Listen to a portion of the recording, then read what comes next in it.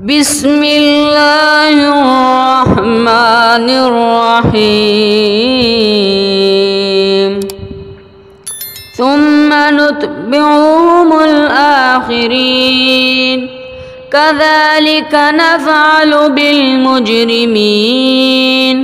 ويل يومئذ للمكذبين ألم نخلقكم من ماء مهين فجعلناه في قرار مكين إلى قدر معلوم فقدرنا فنعم القادرون ويل يومئذ للمكذبين ألم نجعل الأرض كفاتا أحياء وأمواتا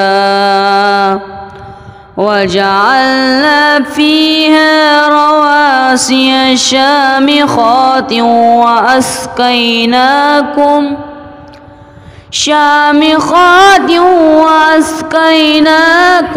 ماء